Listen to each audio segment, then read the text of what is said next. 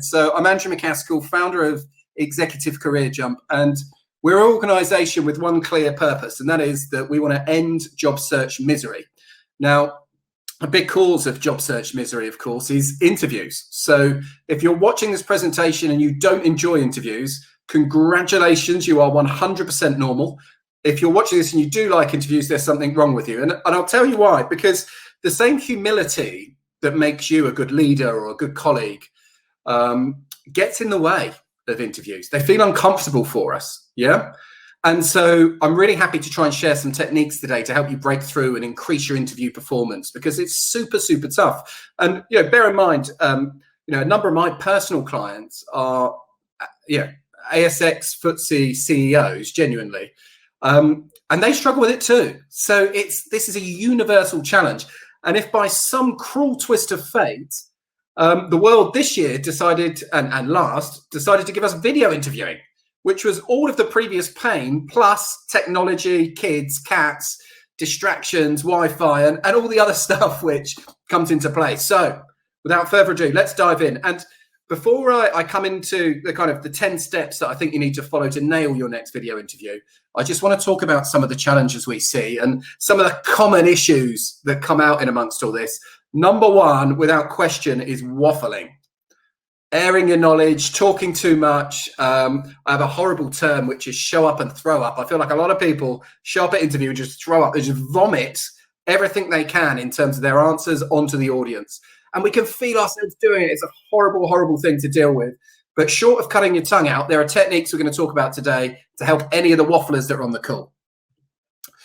Another fatal flaw, obviously, in this current environment will be technology fails. Yeah. So technology fails whereby we get in this situation where your interview's broken up because of your Wi-Fi or because you can't access the application or whatever it might be.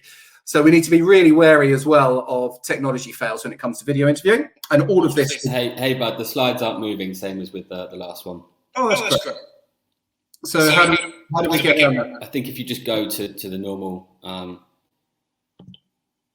you see me? No, you've closed the sharing now. This is 1 second. If you share it and then just go to the actual application itself rather than press present, that worked before. All right. Let's give it a try.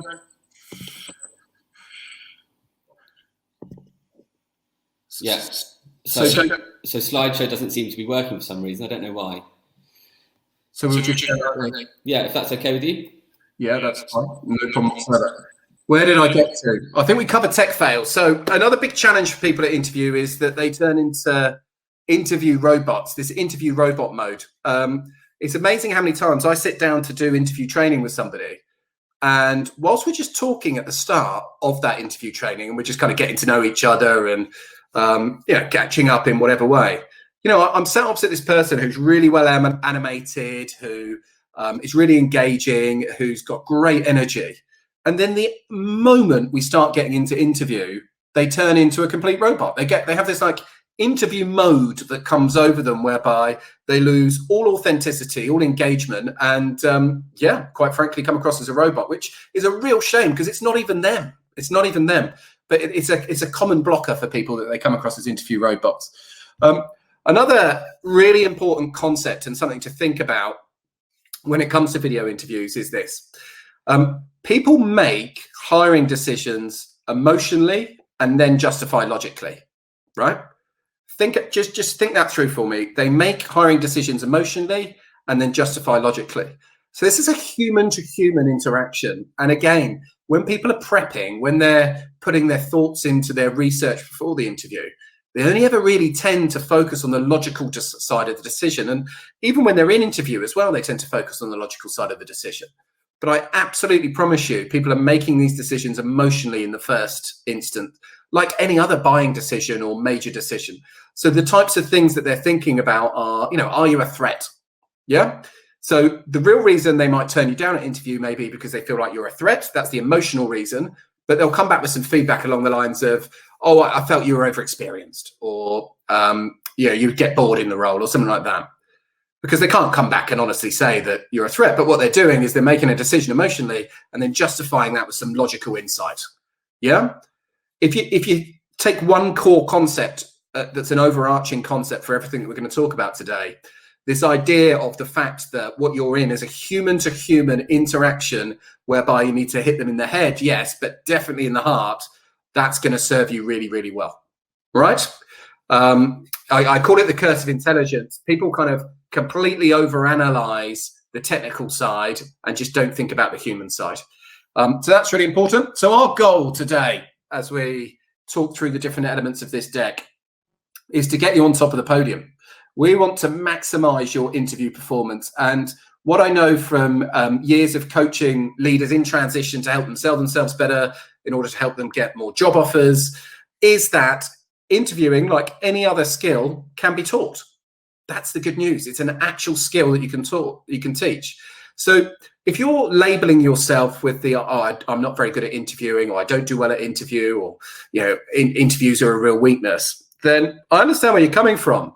But the good news is that if you follow some of this stuff that we're going to share, you can really do something about it. You can really, really do something about it. So I think that's a really important comment, is that you can see a big improvement in performance if you put the time in. So I think that's cool. So let's get into some of the tips and tricks and things that you can be doing in order to stand out and to make sure that you're just nailing that next interview. I want you to come out of the next interview, whether you get offered the role or not, knowing that you put everything into it that you could. Yeah, that you were the best prepared, you delivered to your strengths, you engaged the head and the heart of the individual that you met, and you just feel like, right, I've really done everything I can there. And that's a great feeling. We can take not winning the job if we know we give it our all. And what I want to do is give you some of these frameworks to help you make sure that you get that feeling at the end of each interview. So these are the top 10. Now, I've got a book coming out in a few weeks called The Job Search Playbook, and interviewing takes up a fair chunk of that. I could talk about video interviewing probably for all 24 of Neil's 24 hours. So these are some top 10 type things that anybody of any level can take away and start thinking about. So I hope that helps. But if you've got any more questions, throw them into the question section and Neil and I will tackle them afterwards for you. So step one is all in the prep.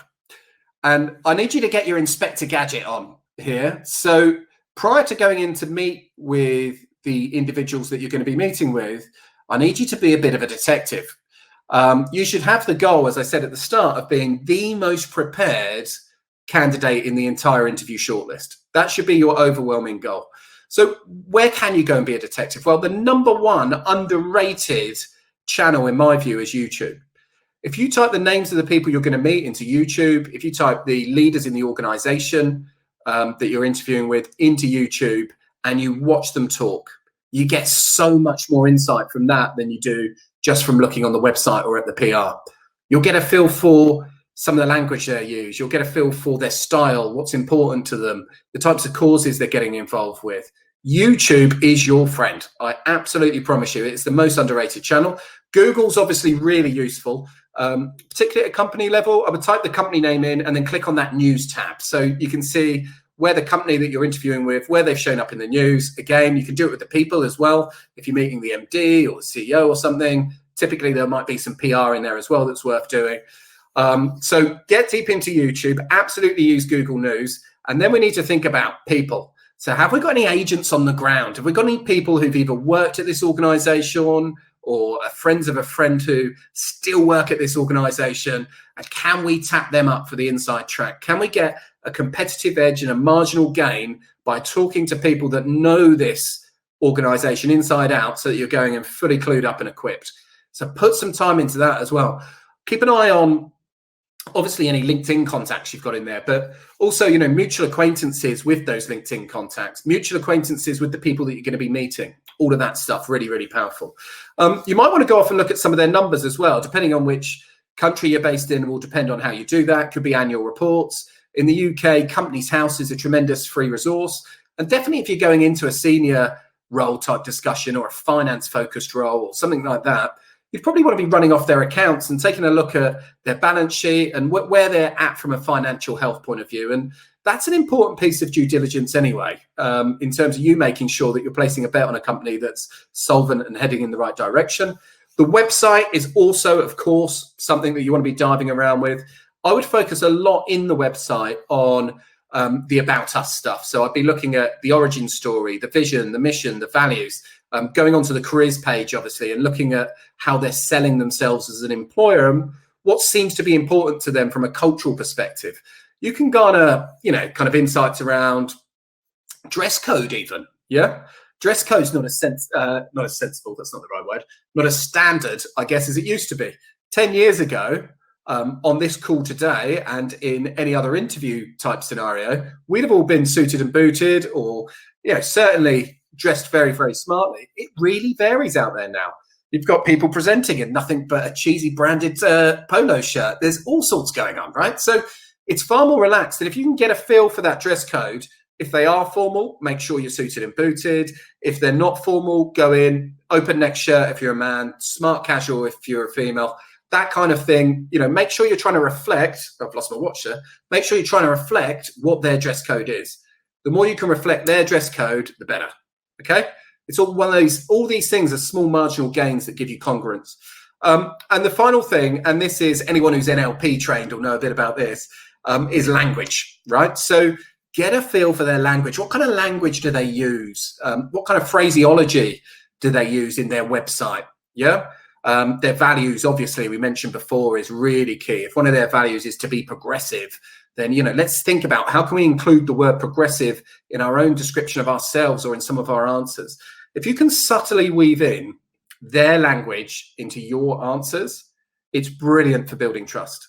Remember, people make these decisions emotionally and then justify logically. And that kind of congruence, all these kind of little edges can make a massive, massive, massive, massive difference.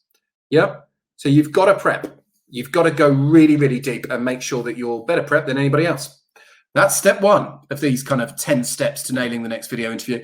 Step two is very much about mindset. So I thought Penny gave a great chat just then on the importance of mindset and positive visualization. And it's become very, very clear to me, whether it's dealing with CEOs or entry-level people or whatever it might be, the biggest battle is the one between our ears when it comes to interviewing. There is no doubt about that whatsoever.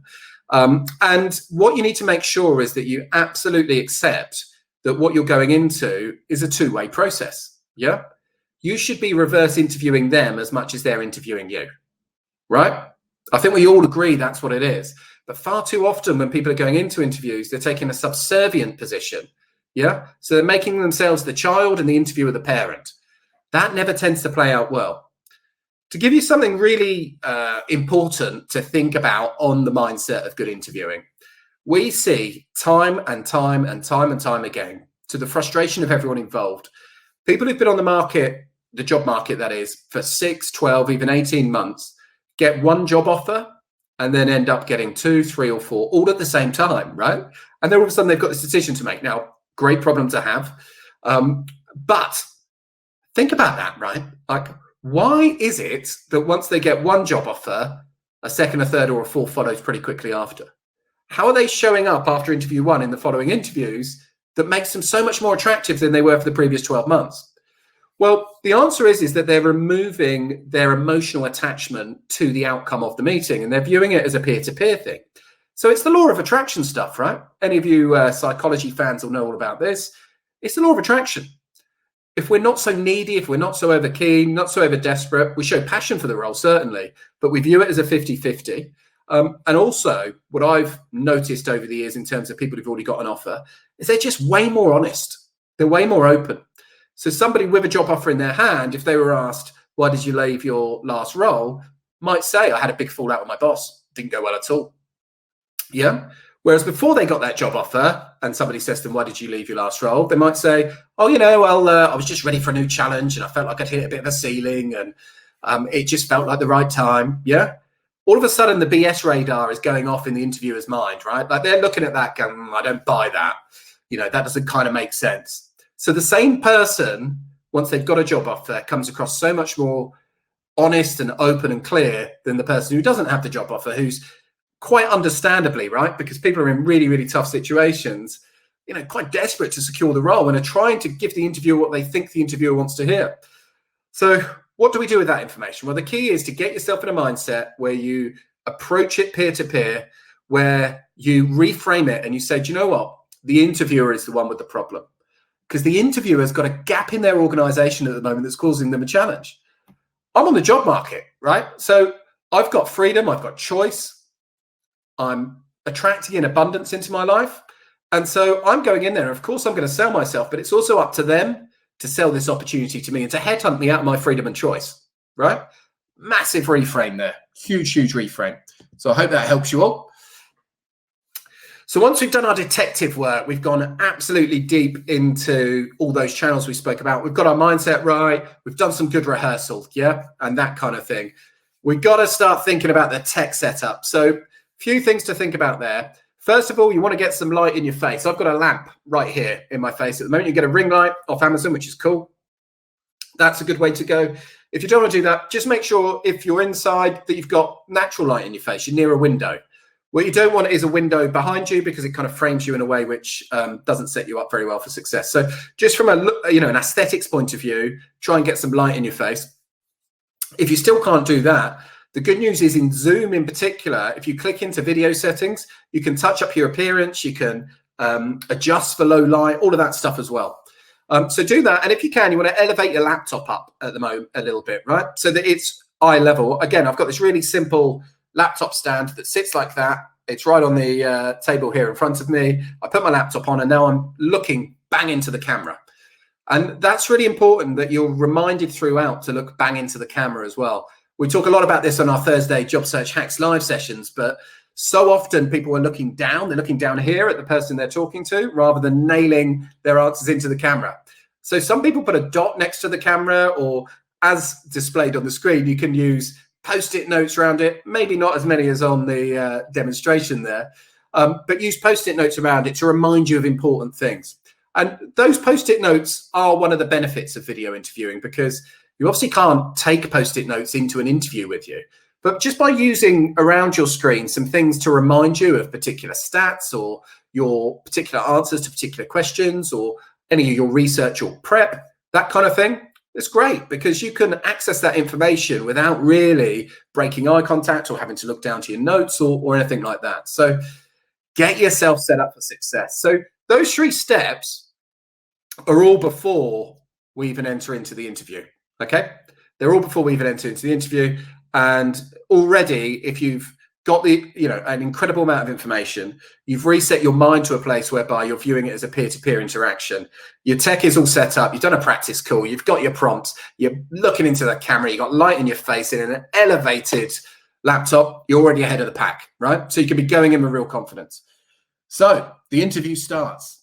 What happens next? Well, step 4 in our 10-step plan for you today is you've got to try and get what we call the golden question. And again, any of the Executive Career Jump clients or the Job Search Hacks Live attendees will hear me rave on about this all the time. So the golden question is this. Once you've had a bit of rapport and spoken about mutual acquaintances or the fact they've just opened a new office somewhere or the marketplace, hit them with this question and say to them, well, thanks for inviting me onto the call today.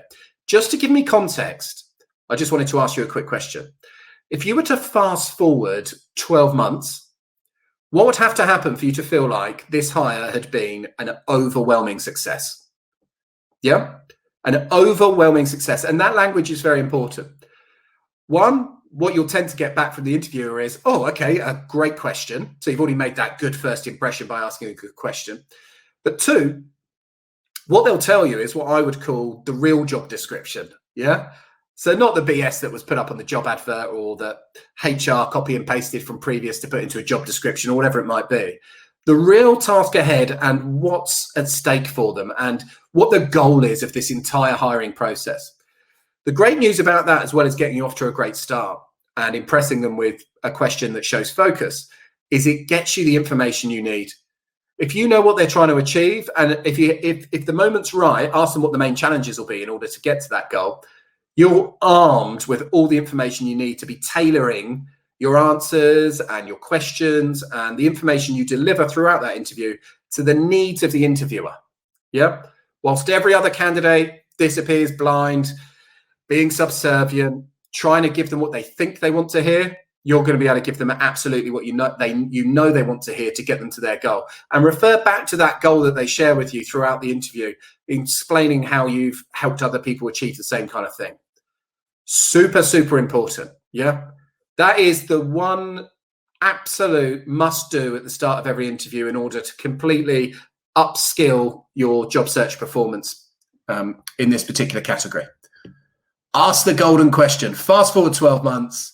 What would have to happen for you to feel like this hire had been an overwhelming success? And it's got to be overwhelming, right? That's where we want to go with it.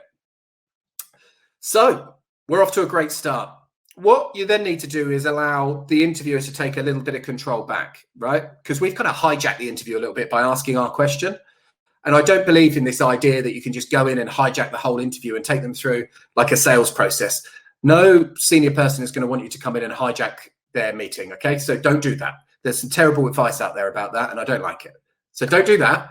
Instead, once you've asked that golden question, allow them to take over the reins. And I'm predicting 9 times out of 10, the next question that will come from them in order to start the interview process fully will be, they'll say to you something along the lines of, can you talk me through your background, or can you run me through your CV? Yeah. Can you bring your CV to life for us? Can you tell us about your career journey? Right? You would have all been in interviews where you get that right up front. And there's a number of different ways that you can go about it. But it's super important to get right. Now, to be clear, what they're not asking you to do is read your CV in reverse chronological order from back to front. They don't want that. They've read the CV, hopefully. There's a lot who don't. And, that's for a ranting post on LinkedIn at another time. But they've got your CV in front of them, right? At the very least. So they don't need you to read out all the bullet points. That's not what they're asking. So you've got to bring your story to life, and people really resonate with stories. So the more you can, put some quirky stuff and the more unusual moves that you made and why you did it at the time, the better. And to help you when you're typing this up, because you should type this up, this should be something that you have there that you can access anytime. Because if you're on the job market, you'll be telling this story 6-7 times a week, probably, to headhunters and recruiters and interviewers. We've got this 5-5-5 framework to really help you nail this part of the puzzle. And that is, you want to keep your answer for less than 5 minutes. Most fail at that, by the way, the first time I ever asked them the question before sharing the framework. So less than 5 minutes, but cover off 5 achievements, 5 highlights, if you like. And most importantly, 5 learnings. So what you've learned at each stage, And if you've had an extensive career, then break your career down into chapters. Your early part, your middle part, and your end part, and talk to those chapters rather than talking through all your individual roles. But this 5-5-5 framework has been a real game changer for our clients in terms of allowing them to, again, just sell where they've come from, get the engagement of the interviewer, and demonstrate 5 learnings. And when you talk about learnings, what you do is you tell the interviewer that you've got a growth mindset, but you also showcase your skills because you're telling them what you've learned at each stage, which is a really nice way, particularly for those who, have humility, like I said at the start, which can get in the way of selling yourself. By reframing what you've picked up along the way as learnings, it's just a really pleasant way of delivering your story. So again, practice that. Now, I honestly believe if you start every video interview with those 3 prep steps that we've spoken about, and then you start with the magic fast forward 12 months question, and then you nail your CV story, you are already going to be a big tick yes in their head, right? It's yours to lose at this point. I honestly believe that. And what people tend to do at interviews is just look for more reasons to reconfirm their snap judgment. So you're just flying at this point. You're absolutely flying. But they're going to keep throwing questions at you, and they're going to want you to do well. And one of the big dangers, particularly on video interview, is that it becomes a question and answer session. It becomes a question and answer session. So what I mean by that is that you might feel at times that you're coming under heavy fire. What I really recommend for video interviews is that you finish 50% of your answers with a question of your own. Okay. So if you give a competency answer, or if you give an answer about how you would go around a particular task or whatever it might be, finish it with, do you need any more detail on that particular piece, or does that cover what you need? Or finish it with, how do you go around stakeholder management, just out of interest? Or how do you think that would play out internally at your organization? 50% of the time, at least, finish your answers with a question. And you'll find that that gets this two-way thing going. And what it also does, which is brilliant, particularly if you're finishing on a clarifying question, as it stops you waffling.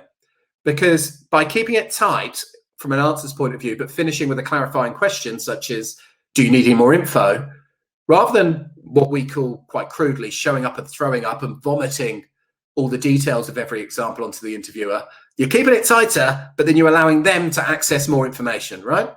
So you give a short star answer or whatever framework you use, but finish on a question and say, does that give you what you need? Would you like any more detail on any element of that? And allow them to drill deeper if they want to.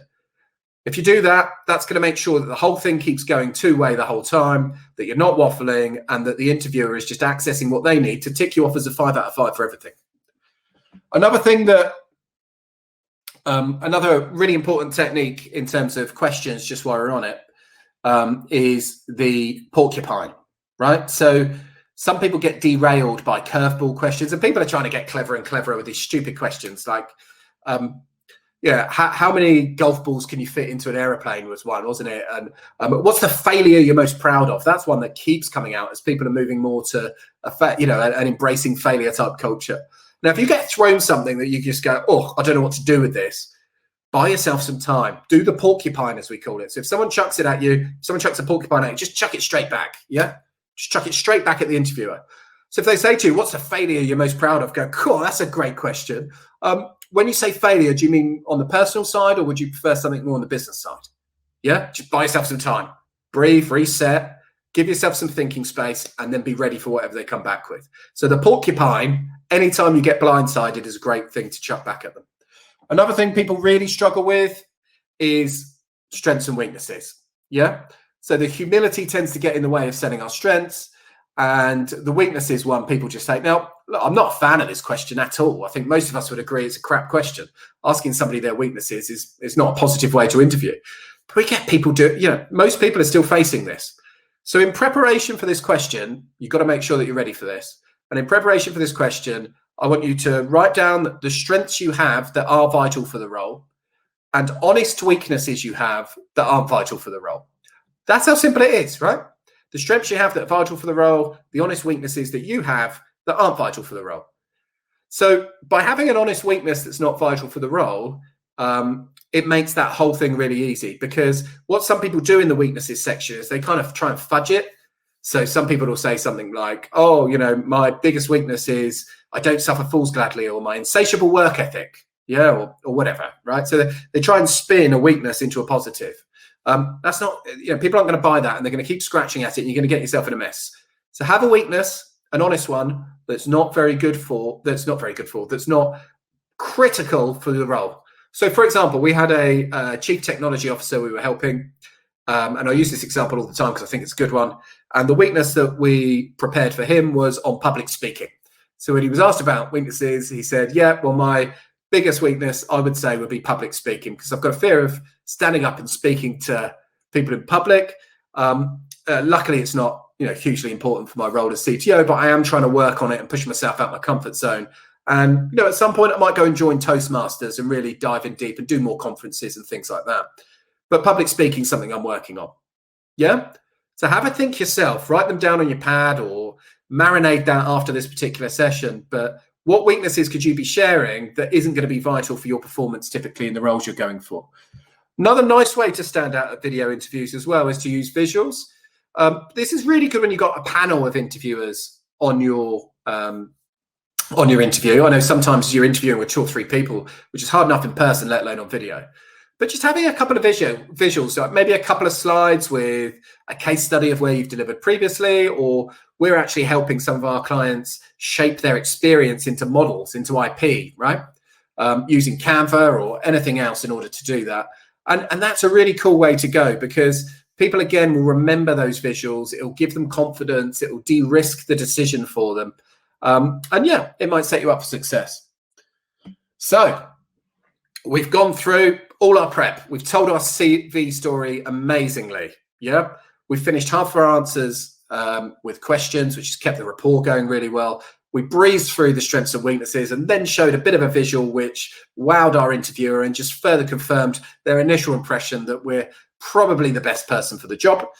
But we've got to finish well as well. So how do we finish well? Well, first of all, save some questions. Yeah. There's nothing worse than the end of an interview when the interviewer says, so is there any, have you got any more questions for us? And the response that comes back is, oh, no, I think we covered it. It's such a lame way to finish. People always remember how you start and finish, right? So you've got to finish strong. So have some good questions. Tip on this, I talk about having a question in 3 different buckets: the person, the culture, and the strategy or the product, okay? The person, the culture, and the strategy. Have a question in each one. And by the person, I mean a question to the interviewer or interviewers, if there's more than one, about, well, why did they join the company? Why do they continue to come in every day or dial in every day as we are now? What is it about XYZ Limited that they like? Yeah? Like really delve into the person. People love the fact that you connect with them on a human level. Remember, people buy emotionally and justify logically. They hire emotionally and justify logically. That's human behavior. So show interest in the human, in the culture. So a good one for culture would be, I noticed your values were progressive, trusting, and integrity. Run me through how those play out within your organization in terms of how decisions are made. Yeah. Great question about values, and really important part of your reverse interviewing process to make sure this is going to be the right place for you next, right? So that's that. And then the third bucket, as I said, it's kind of strategy, right? So you want to go back to them and ask, what do you see as the biggest strategic threat at the moment in the business? If you were to quickly do a verbal SWOT around where the organization is at, what would be in the strength, the weakness, the opportunity, and threat buckets? How do you see digital transformation impacting the market or impacting where the business goes from here? So you've covered off the person, the culture, and the strategy. You've saved those 3 questions. Don't blow those ones out early. You're going to be finishing so strong by that point. And then at step 10, it's yours to lose, but just make sure you follow up nicely. Yeah.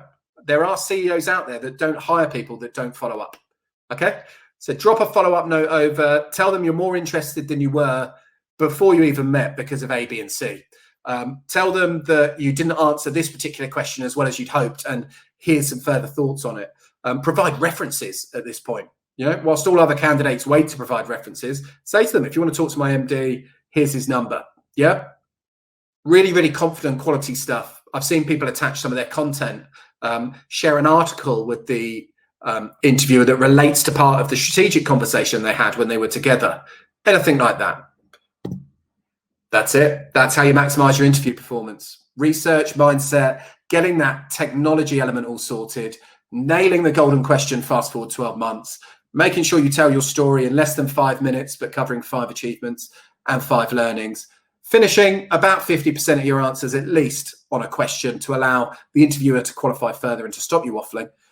Knowing your strengths and weaknesses inside out and being open with them, using visuals to make yourself memorable and stand out, saving those questions at the end, yeah, about the person, the culture, and the product, and following up really quickly, really professionally, and really positively. And if you do that, you'll probably maximize your interview performance.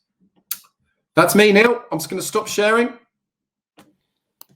I am back. Hello. That was fantastic. That was absolutely fantastic, as it always is when you do your training. I do have one question, though. How many golf balls can you fit in a plane? That's a really good question, Neil. What kind of size plane are we talking about? I was thinking like Learjet size. Learjet, yeah. Well, a G7. That's yeah. We are seeing that kind of stuff, right? Excuse me, just while everyone knows. Still, for anyone who was on Job Search Hacks last week, you remember I had man flu. It's still lurking. I've still got the tail of it, so I'm looking forward to the Easter break. But yeah, there's some really interesting questions coming. Great. Well, let's jump on. I hope everyone enjoyed that as much as I did. I think it's probably it's definitely the best interview training that I've seen in a very, very long time. So I hope there was lots of value garnered out of that. So let's just jump straight to the questions.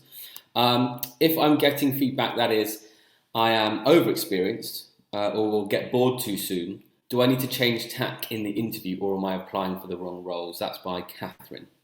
Yeah. So we kind of touched on this in the presentation. So the feedback that we get, let's confront the brutal facts, right? And Neil will back me up on this. The feedback that you get is normally utter rubbish. It's not the truth, okay?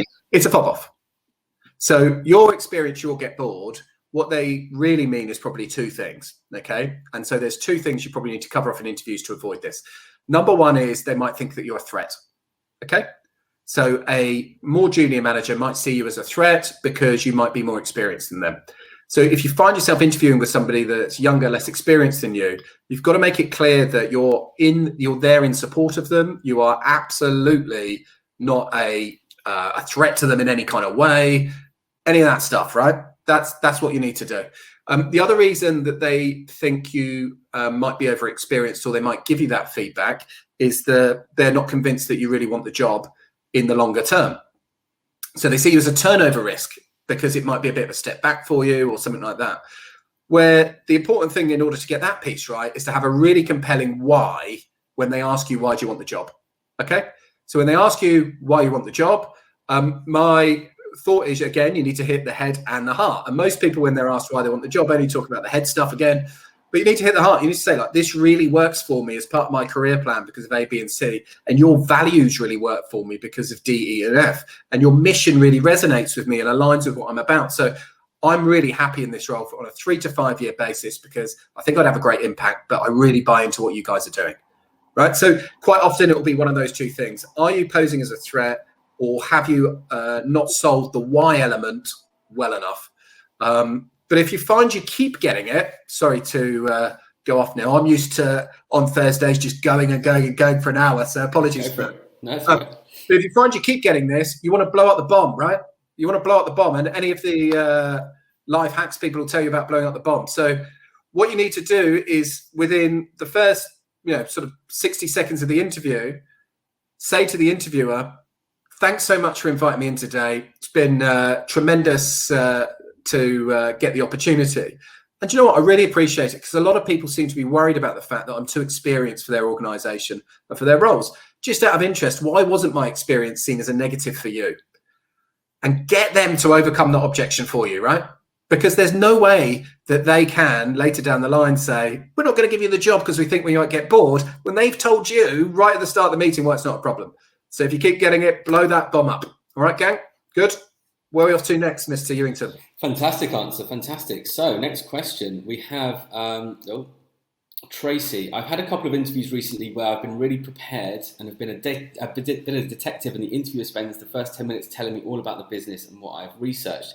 How would you deal with that to show them that you've prepared when they are not asking you what you already know about the business? So basically, Tracy's going into interview. She's done all the preparation, but then they tell her about all the stuff she's prepared, but she wants to show that she's done the preparation, essentially.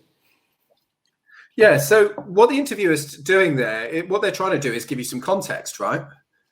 What they're trying to do is give you some context, which is good of them. So that, I kind of used to start interviews like that. I don't know about you, mate, but you kind of sit down and you'd go, oh yeah, well, let me tell you a bit about everything that's going on over here so you've got some context.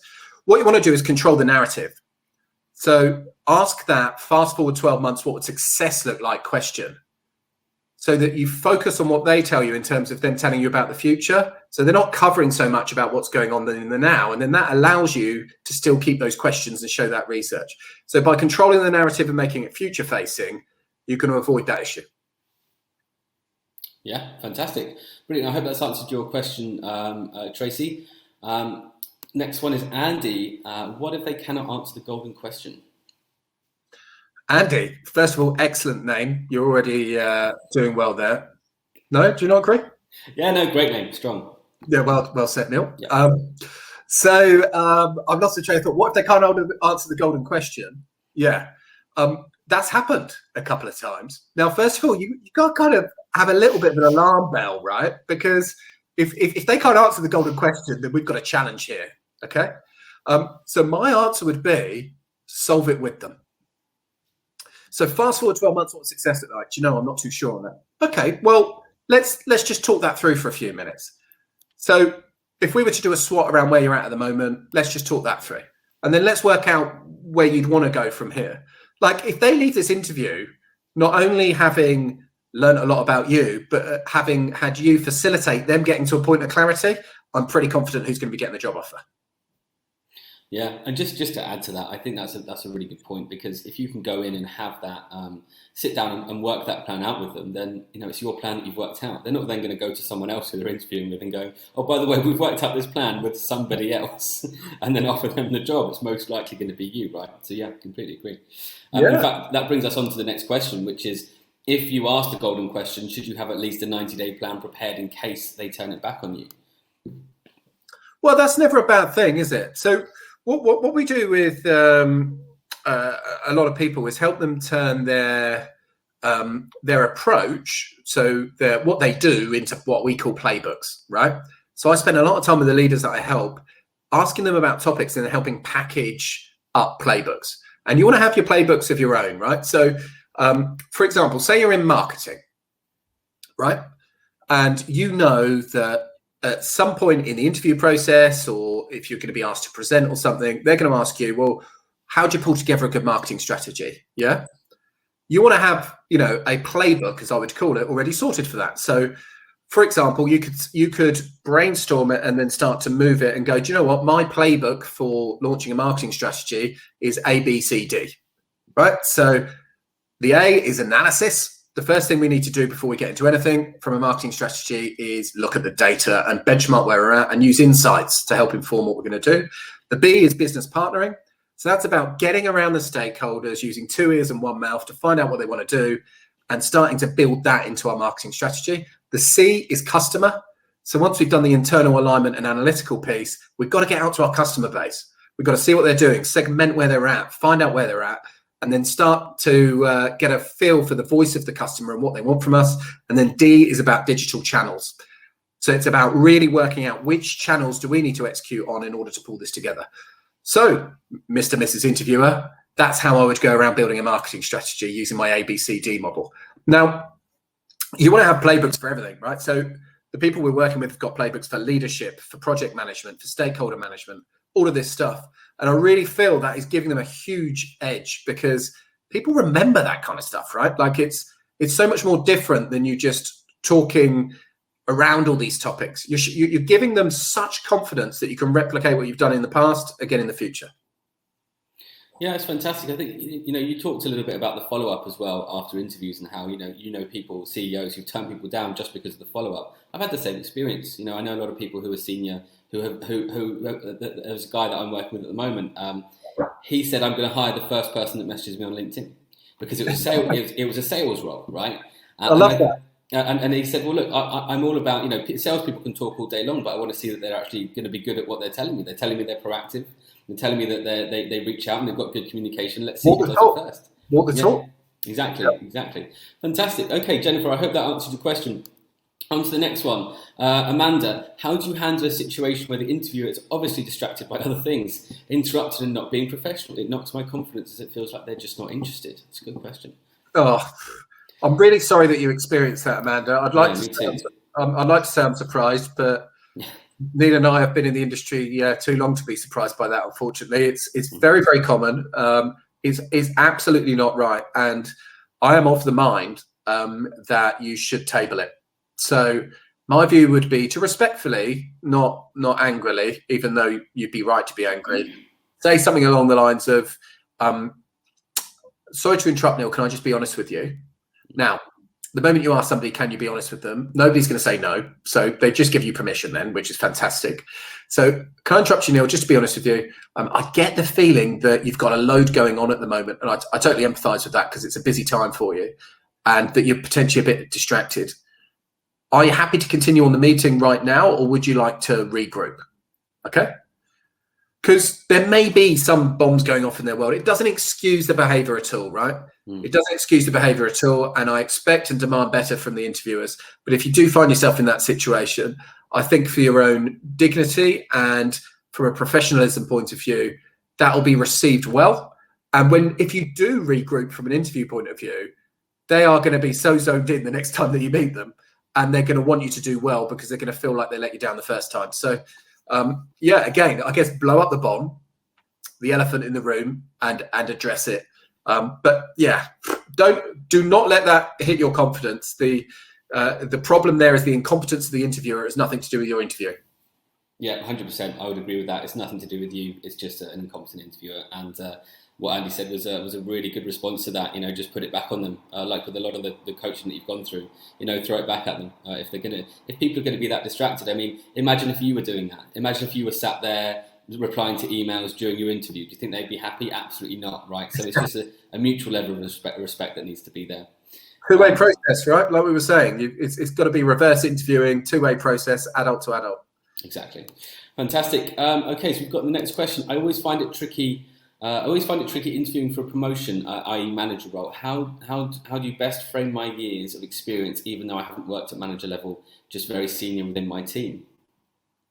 Yeah. So if you're looking to move up to management for the first time, and I would kind of defer to Neil on this because he's got a really good track record in helping people in their early careers get into their first management and leadership role. So I'll keep my answer short so that you can dive in on this one. But my view would be to think about where you do show leadership and management in other areas of your life, right? Or internally doing mentoring. But what other advice would you have for someone who's trying to interview up for their first management role? Take on the responsibility. So take on the responsibility of a management role. So if you know that there are responsibilities that, say someone's got fired or someone's got hired, or you're going through a merger or you're going through an expansion, right? To just say, okay, what parts of that could I take over on top of the role that I'm currently doing, and just basically assume those management roles, so that when it comes round to your review for 6 months, you can talk about and make sure, by the way, with everyone, this doesn't not necessarily just for promotions. Make sure you're writing down your achievements. Every time you finish a project, every time you achieve something, write that down. It's really easy to forget those. But make sure that you just start assuming those different roles, those different responsibilities. And if you aren't being given any, go get them. Okay, go speak to a manager and say, look, I understand how busy you must be. You look like you're rushed off your feet. Is there anything I can take off your hands? Or is there anything I can do for you instead? And then start assuming those management positions, because then the next time it comes around and they're looking for someone to be promoted, if you're doing half the role already, it's definitely going to be you, right? So start assuming those roles. Go and speak to managers and say, can I take a little bit off your hands? That would be my best advice. That's awesome. You know what? Now I was smirking as you were talking, because I was thinking back to previous discussions where I've been awarding out promotions or whatever, and it's like, well, it should definitely be Jane because she's already doing it. That's what we would have been saying to each other. That should be Jane. She's already doing it. So that's so right. I was told early in my career, I'll dress for the role that you want. Obviously, I didn't listen based on the career job. But wow, geez, with the pink ECA, I mean, absolute shocker. But anyway, so obviously we were told way back when, dress for the role you want, right? But I think where we're at now and what I'm hearing from you is act for the role that you want. Yeah. And that's brilliant. That's a good LinkedIn post, by the way. Add that to your content hopper. I love that. It's on the list. All right, fantastic. We've probably got time for a few more questions. So let's go into one from Andrea. Often the person conducting the interview is a bad interviewer. How do you take control to get the desired outcome? That's a tough one. Yeah, they are bad interviewers, and often they're kind of in that situation whereby they haven't been trained. They might not know what success looks like, etc. I think it's an opportunity, to be honest with you. When you have the opportunity to take control, absolutely do. Ask them what success would look like. Ask them what they need to see from you. And if you're in any doubt, right, and I've seen this play out really well in person, so this is not a video interview tip, but if Neil and I are interviewing and we're getting to that point where the interview is not really flowing or it's not right, suggest a working session, because you'll both get way more insights from a working session. So I would say to Neil, if he was interviewing me but had run out of answers or hadn't been trained properly, do you know what? Let's just put one of the problems that's on your list on the whiteboard right now, and you and I have a go at solving it together. Okay? So let's just pre-imagine that we already work together. You've got a real life problem up on the board there, and we're going to work together to solve that problem. Now, what that'll do is give both parties an insight into thought process and cognitive ability, into chemistry, into how each other communicates. You'll get a feel for, do we like this? Could this work to solve other problems in the future? So wherever possible, if you can move from a dodgy interview that's not going well to a working session, you're going to get heaps from it, and so are they. Yeah, I think that's fantastic. Yeah, turn it into a working interview. There's like you said in your talk, Andy. A lot of people, most of the time, people are hiring to solve a particular challenge, right, or problem. That's why that role exists, right? They're trying to hire someone to solve a problem. So why not just address the problem, right? Let's work through that problem. Let's work through the challenges together. And I'm a big advocate as well of what you said. Understand why that role exists and what good looks like over the first 12 months. It's probably the most powerful question you can ask at the beginning of an interview. What would have to have happened over the next 12 months for you to go, Neil, you were the best hire I've ever made. and they'll tell you the answers to all the questions for the next hour, right? Well, we need someone to change this process. We need someone to come in and with experience in X, Y, or Z. Oh, brilliant! Well, I've got experience in X, Y, and Z, and I've changed that process before. So yeah, fantastic. Have you got time for another one? Yeah, I've got as long as you need. Okay, fantastic. So Chloe Chamberlain here. I had a half-hour in-person interview with this week. Apart from the first 10 minutes with the CEO, I really wasn't asked any more questions. And when I asked if they had any reservations about my application, they said none. Is this a good or bad sign? Good sign. Very much so, yeah. Chloe, we have this anxiety, right? That a lot of people come out and they go, oh, I didn't say as much as I wanted. I didn't tell them this. I didn't tell them that. Normally, that's a good sign, particularly if, like Chloe, you've sensibly clarified at the end. Sorry, mate. I think I cut you off. What are you going to go with? No, Chloe's just someone from my live and yours actually as well. Chloe Chamberlain. And, I'll have a lot of notes to type up today, won't you, Chloe? Wow. Are you going to go the full 24 hours? What are you doing? Are you doing energy drinks or coffee? What's going on? Me, I have. I'm saving the coffee till later. I've got Red Bull in the fridge, and that's the last resort. Coke about 10 o'clock, maybe. Jack Daniels and Coke. Do you think? I mean, I'm 2 o'clock in the morning. I reckon it might get vodka inside the Red Bull. I might dial back in just to see how you're going in the early hours. I might set an alarm. If I do start on the vodka Red Bulls, I'll message you just so you can jump on a few hours later. See how it's going. It'll be fun to watch, won't it? For sure. Well, how can people find you if they want to find you, Andrew? Yeah, so I do a bit on LinkedIn. So if you find me on LinkedIn, Andrew Macaskill, Macaskill, and I've got a website as well, which is full of free content, links to our YouTube channels, our 20 podcasts that we've done that are free for job seekers, one of which features the magnificent Neil Ewington, but the others are good. And there's also, so the website address is www.execcareerjump.com, as spelt here, but without the rest. So just execcareerjump.com. So please hit me up. Come and contact us. We'd love to hear from you. And wish you all a really happy Easter if you're in the UK and you're celebrating that. And come in firing next week with all these amazing tips that Neil's put on today. So great job again, buddy. Really enjoyed it. Thank you. Thank you for your time. Thank you so much. And I will catch up with you shortly. Ciao. Take care. Bye-bye.